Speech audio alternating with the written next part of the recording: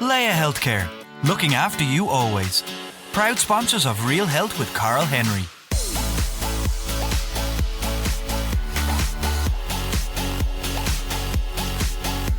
Hello and welcome to Real Health with me, Carl Henry, in association with Leia Healthcare. Folks, as you know, this show is all about practical advice and information that makes healthy living real and long-term. And I'm really delighted to say my guest this week is a fantastic example of this. She's a mum who, via her Instagram account, Jen's Journey, has taken her on her very honest journey of weight loss, which has seen her lose 12 stone to go from 25 stone down to just over 12. She's now a huge advocate of healthy eating and healthy living. Jennifer Carroll, welcome to Real Health. How are you? Hi, Carol. Thank you. I'm good. How are you? I'm getting inspired just listening to the introduction there as I read it out. 12 stone is an incredible amount of weight loss. Yeah. How did you do it? Let's start there. The first 10 stone I lost in the first year. So it was 12 months and I'd lost 10 stone. And that was actually through Slimming World. So I started doing Slimming World at home. And then for the second year, I kind of focused more on like calories and protein and training a lot more. And I lost the last 2 stone in that year. But the first 10 stone, the first big bulk, that was through Slimming World, which really helped me and I loved it. But I kind of just grew out of it, I suppose. And what was, I suppose, before Slimming World, what were the biggest mistakes that you were making? What were the biggest changes that you adapted, when you went to Slimming World and applied the plan? Yeah, I think the biggest change for me, I think people are always expecting me to say like, gave up takeaways, I gave up that. I genuinely think looking back now, my biggest change was my mindset. Like the biggest thing that I changed was the way I spoke to myself and kind of my self-belief. That was a massive thing that I struggled with, kind of confidence. But diet-wise, I always skipped breakfast, didn't really eat a lot during the day, and then I just binged at night. And I wasn't moving at all. Like walking to the shops was kind of the most exercise I was getting. Wow. And was weight something that I suppose, you're always conscious of, even in terms of growing up? Was it something you were always aware of? Was it always an issue or? Yeah, I was always overweight, I think, from a very young age. I think looking back now, when I was kind of a teenager and I thought I was huge, I wasn't as big as I thought I was then, but I was always very aware of it. I was always overweight, but I think it started to get a little bit dangerous when I kind of hit at like about 18, 19. That's when it really started piling on.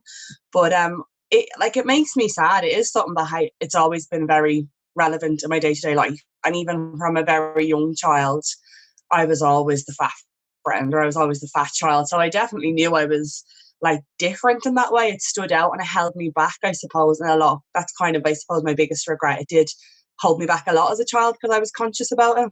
Okay. And in terms of, the one thing I know you said before that you were anxious and you had a fear of being out in public and falling or tripping just in case someone caught it on camera and it went viral. Yeah. So that whole concept of growing up in that social media era, was something that really affected you. Yeah, it's that. I just remember I was just afraid of people laughing at me. And because I was bigger, I don't know, if I was clumsy or something happened, I just felt like they wouldn't be laughing because I was falling, like they'd be laughing because I was fat and I fell. Like that was always the first thing that stuck out. Or if I would be aware of people. I mean, I think sometimes people think you're being a bit paranoid, but there are times when it's obvious people might be like recording you or talking about you and you pick up on that.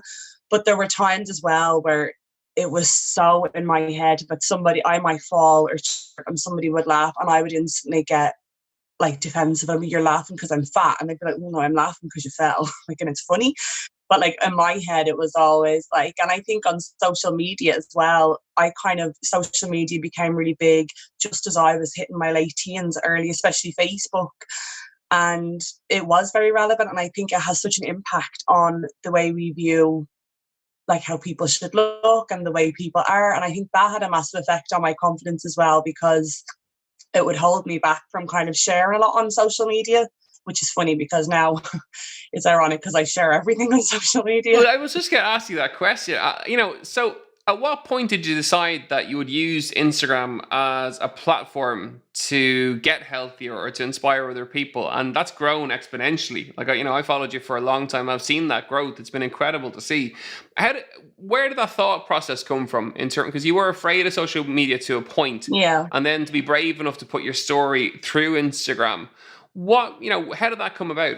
I was already about 6 or 7 months into my journey. So I think I was down 5.5 stone, about 5 stone when I actually started the Instagram. And it was really just for me, it was to keep me accountable. I didn't set it up to be like a public page. I had followed people on Instagram that shared recipes that helped them, I suppose, lose weight and just encourage kind of more healthy eating.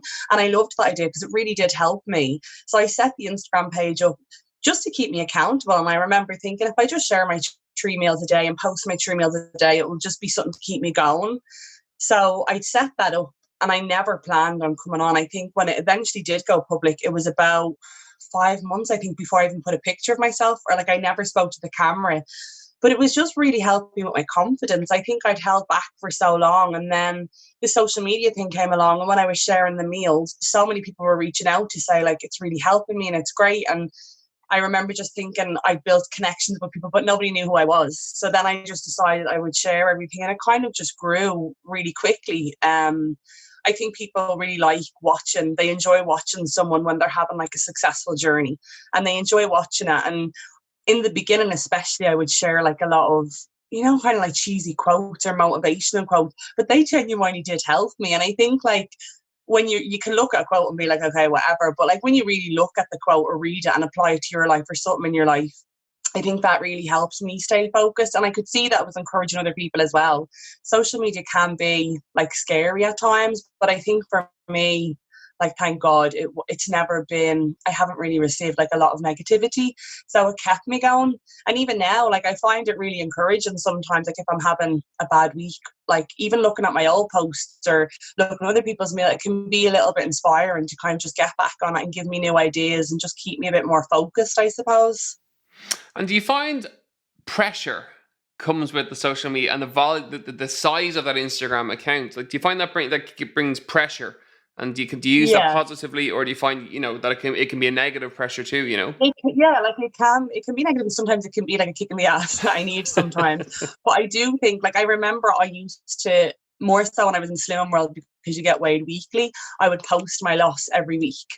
And I remember it got to a point where I'd kind of lost the 11, 12 stone, and the losses were slowing down a lot because obviously I was getting to, like, I suppose, more healthier weight.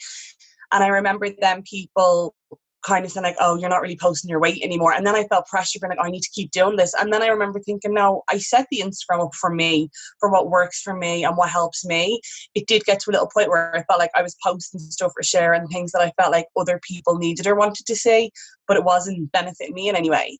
So when, like, I know people don't believe you when you say it, but like when I post stuff on Instagram, it's not for the likes, it's not for the people. Yeah, I'd be delighted if I knew it helped someone, but like I didn't set the Instagram up to get 100 followers. And I think sometimes I'm surprised, like genuinely surprised that many people follow, because I think my food can be very boring and very simple.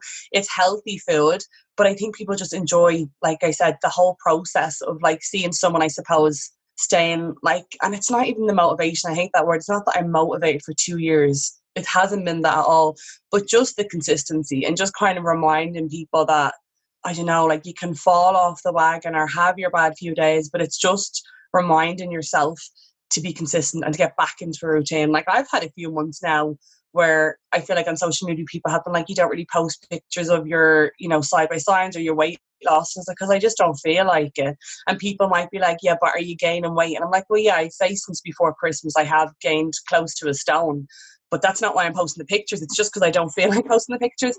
And then people might get a little bit negative then because they're like, but it really encourages me when I see that.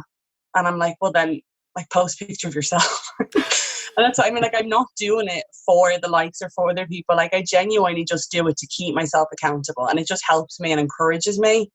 When people lose a large amount of weight, and it's something I've seen in the past, there's generally a trigger point. So there's a point at which almost like a switch goes off and you decide to make those changes and be accountable. What was the trigger point for you?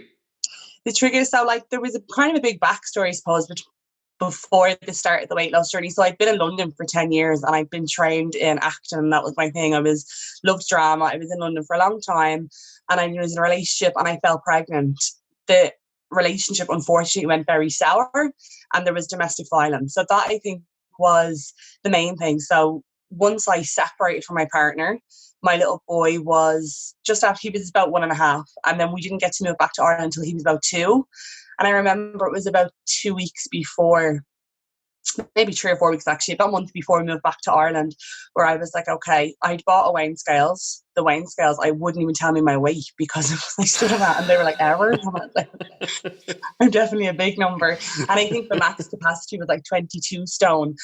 And I'd never weighed myself in a long, long time, but I had an idea that I was thinking I was about 22 stone. So then I had to go and buy a special Weight Watchers weighing scales. And I remember it was nearly 26 stone. And I was like, oh my God. And I knew I was moving back to Ireland, and I just knew that I was definitely a single parent. I was on my own, my little boy character. And I always say it, but genuinely I was like, I need to get fit to give him kind of the life I want him to have. And like, I want to be a part of his life. I want to take part in like daily events, like even things like sports day was coming into my head. And I was like, I don't want to be, and like I said, I always thought people looked at me and just saw the weight and they would laugh. So it's like, I don't want people to laugh at character's mom and him to get embarrassed. And I just wanted to get healthy. And I knew obviously at 26 stone, and I was only 27 at the time, that was not going to be possible. And it was the first time, I think, it really scared me. I think as I was gaining weight, like through my 20s and getting bigger, luckily I never had like a scare or like a health issue. I was like relatively healthy considering my size. And I think because I never had that scare, it never came into my head. But I think that was the first time where I was like, I'm kind of eating myself into an early grave here. Like you don't get to 30 stone or 30 plus stone, and you know, like where does it go from there? So I kind of knew then that was my moment where like, and I wish I could say I'd done it for me, but I do think he was kind of my why. I think you definitely always have to have a why. And your why can change. Like my why is different this week to what it was last week, but I still have my why and I still have my purpose, and that's kind of what keeps me going. But that was definitely, I would say, my wake up call. Yeah, of course. That why has to be strong enough to get you Yeah. through those tough times, or to get you through the hard weeks, or when things are difficult. And you know, having your son is a perfect why. It's probably the ultimate why. And did friends and family ever try to encourage you to get healthy, or to lose weight, or trying to kind of nudge you in a healthier direction? And how did you react to that when they did?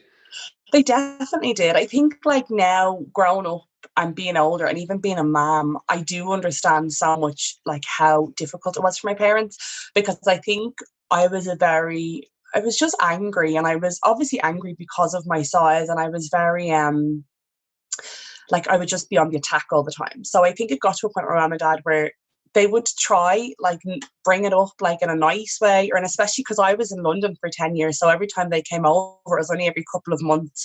And I remember my mom saying like every time I got off the plane I would be just a little bit like, oh, I would love to get off and see that she'd maybe started getting a bit healthier. She's like, but it was like every time I got off you were getting bigger and bigger and bigger. And but she would never say that to me. Sometimes she might suggest things like, oh, you could do this, you could do that, but I'd be on the defense straight away. And I would shut them down. And I think to just kind of save causing arguments, they knew not to constantly bring it up.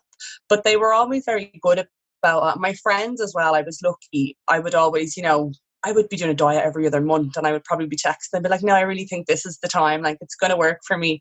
And they'd be so encouraging. And then I just wouldn't like bring it up again. But they would never kind of chase me up on it. They would always help and encourage me and send ideas.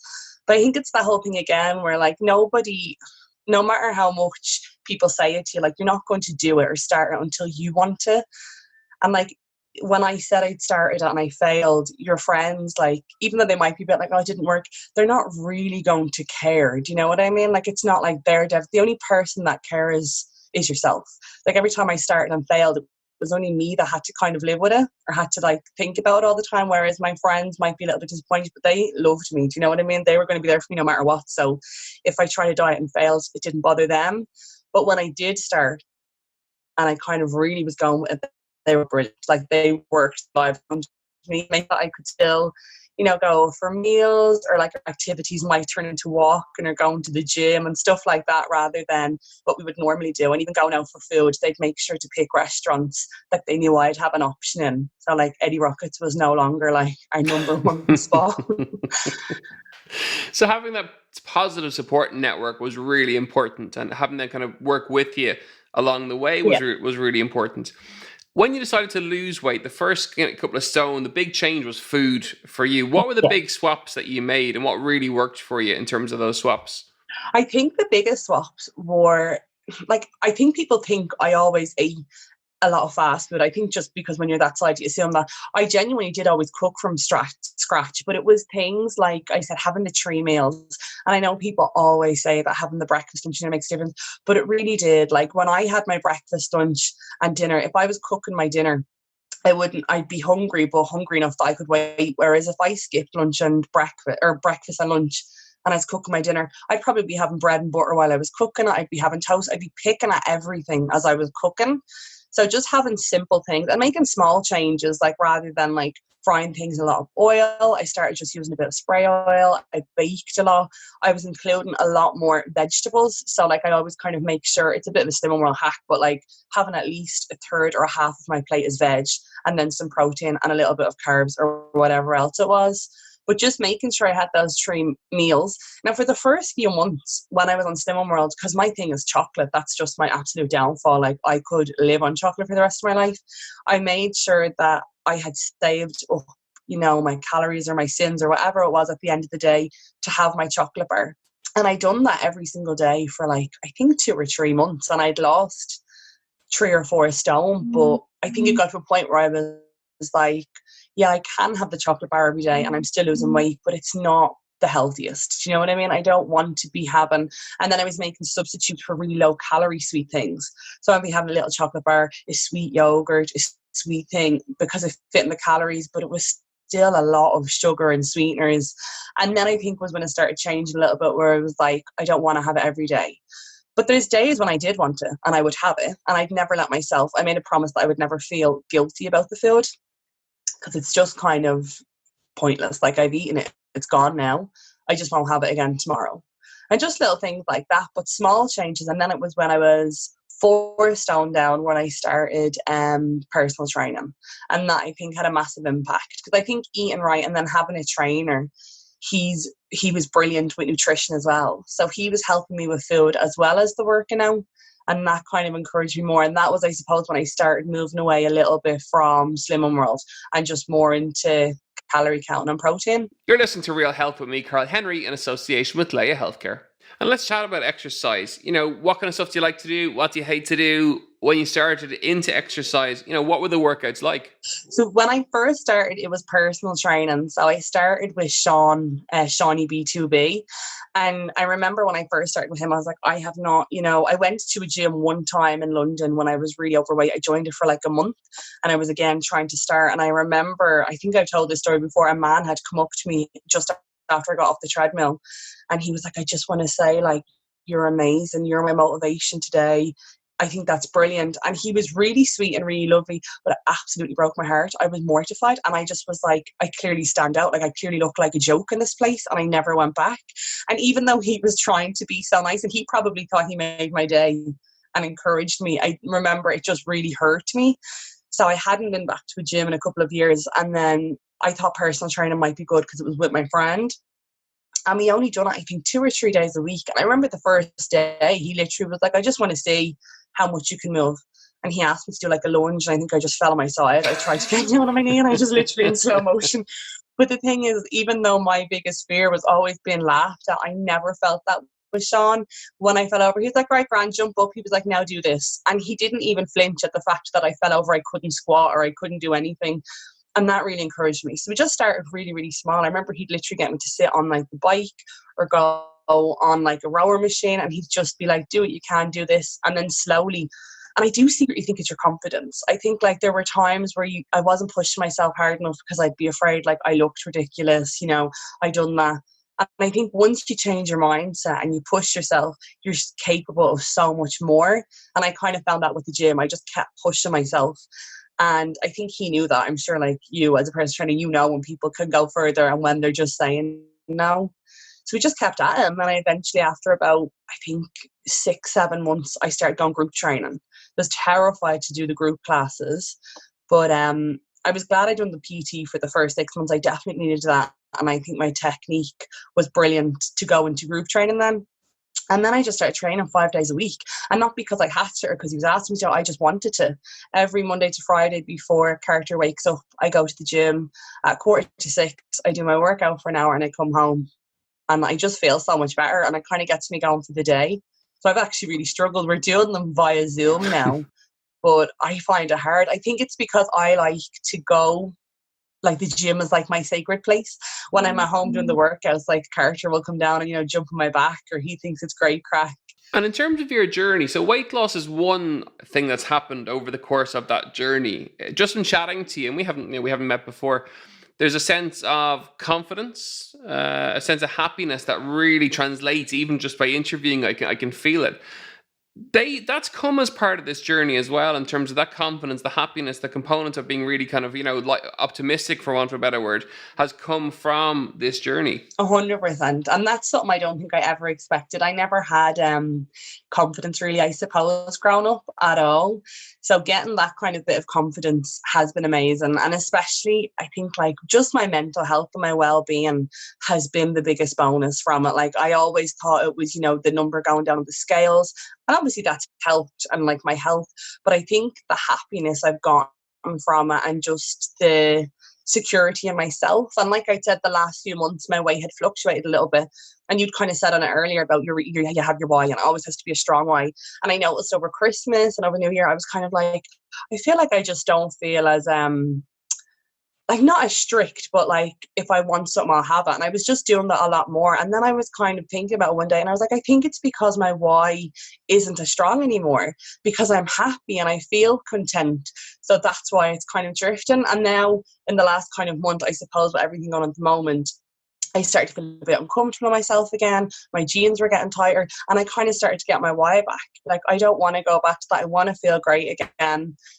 So even changing my mindset again and having my why, I've been really kind of getting back on track again. And that's really helped me. Okay, so exercise is a crucial component. Your food's a crucial component.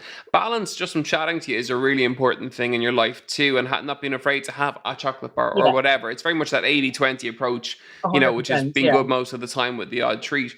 What's been the hardest part of the last, say, 2 years, or the last journey? What's the toughest bit been? I think the toughest bit and I actually only speaking about with a few of the girls, we have like a group chat from the gym, and we were talking about it the other day, and everyone was like, my routine is so all over the place, and I've literally been living off takeaway. I've been doing this. And sometimes I do be a little bit hard on myself, where I'm like, I don't understand why I can't have a week or two where I get takeaway every day and I eat loads of chocolate. If I'd done that, like, I would genuinely gain about 1.5 stones. Whereas I know my friends could do that for 2 weeks and they're like, oh my God, like, I'm up 2 kilos. And I'm like, I'd be up 2 kilos if I had like 2 bottles of wine and a bar of chocolate. So sometimes I think I get frustrated with that, but I have to just remind myself that I had a really unhealthy relationship with food. I had like a food addiction, and it is just something that will be for the rest of my life. So rather than thinking of it as a diet, or I can't have that and I can't do that, I just have to be like, it's my lifestyle. And then it's my little boy's birthday in 2 weeks. Obviously he can't have a party now, so his whole thing was we'd get a takeaway. And I remember I was a bit like, and then I was like, actually no, I'm going to get the takeaway, I'm going to enjoy it, I'm going to have like the next 60 meals that I cook is going to be perfect. So I'll have the takeaway, I'll have cake. It was like over Easter weekend, I literally ate everything in sight on Easter weekend. But I was like, I still have to live my life. Do you know what I mean? I'm not going to be able to do that for the next 5 weeks, because I know I'll be in a position then where I'm like, okay, right, I have to lose 4 stone.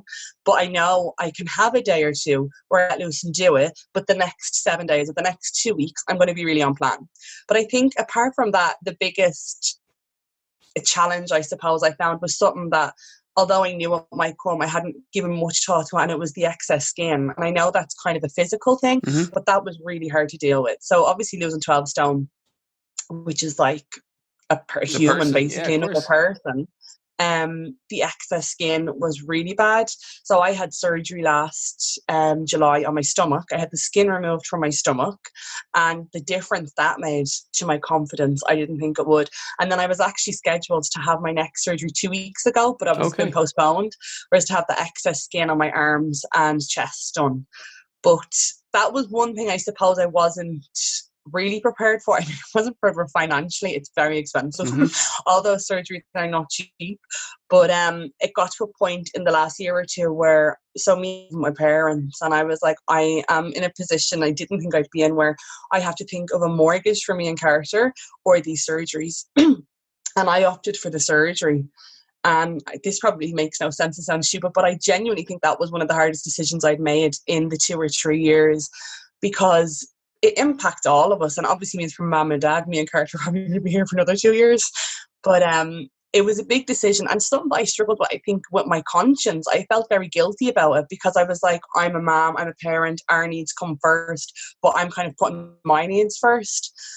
And then a lot of people were, I did get a few messages about that, negative ones, but I did get an awful lot of support where people were like, you know, you've worked hard, you know, you do work hard.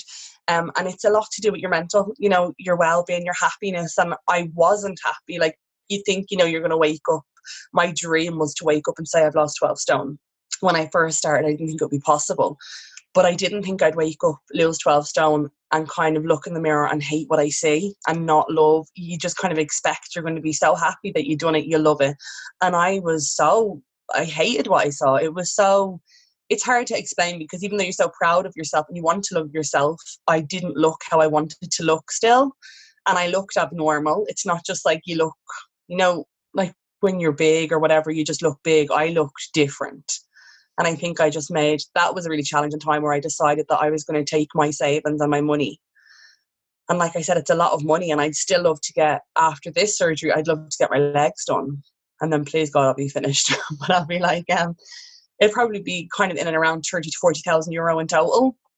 So it's a lot of money, but I don't regret the first surgery. Like, I don't regret spending that money on myself. So that kind of leads me to believe I won't regret getting the next surgery either. Well, one of the key pillars for life, in terms of living a healthy life, it all starts with yourself and that happiness within yourself. And if that's not there, everything else is very difficult to do.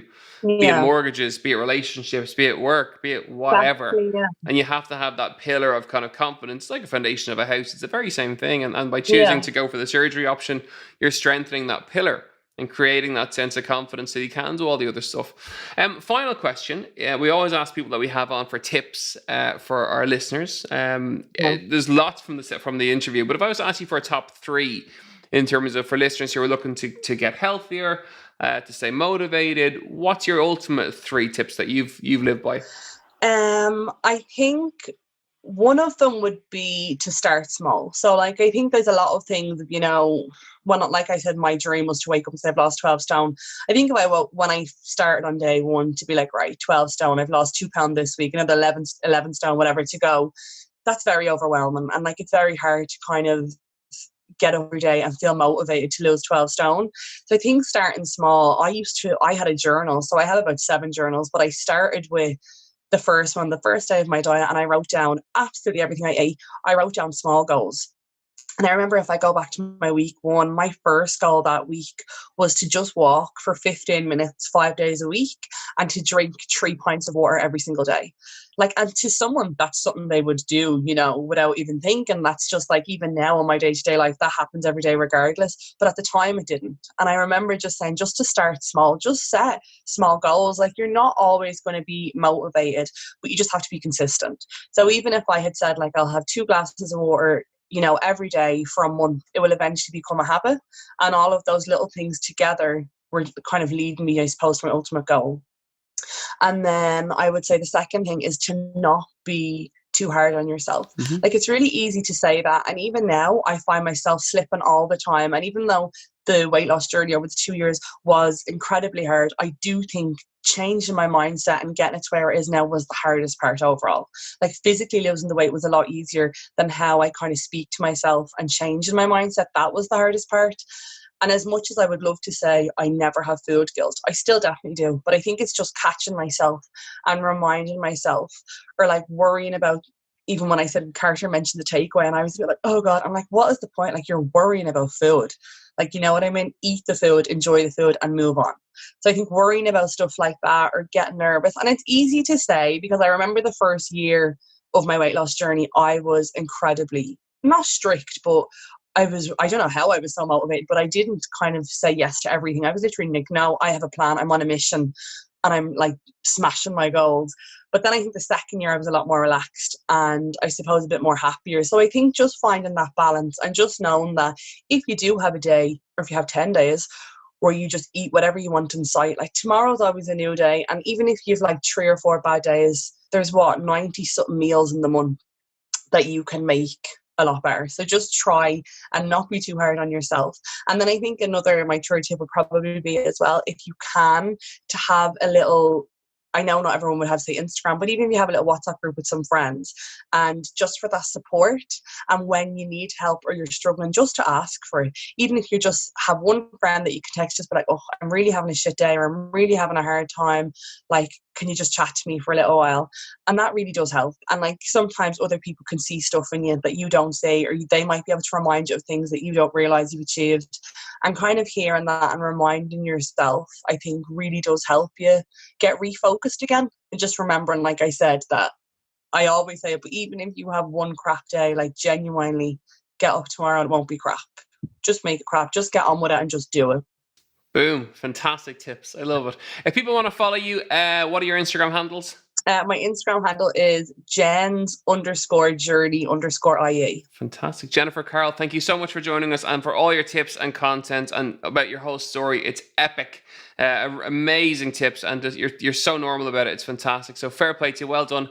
Thank you so much for joining us. Thanks very much. Folks, that's it for another episode of Real Health with me, Carl Henry, in association with Leia Healthcare. I really hope you got so much from that episode. You couldn't not do. I'm inspired and motivated just chatting to Jen here. As ever, you know where we are. It's realhealth@independent.ie for any emails, at Carl Henry PT on Twitter and on Instagram. And don't forget to rate and review. And they are tough times, so we thought we'd bring a little competition for this week as well. We've got a couple of copies of my book to give away. Very simply, rate and review over the course of the next 7 days, and you go into the competition, and we'll announce the winners next week. Have a great week, and we'll see you soon. Slán.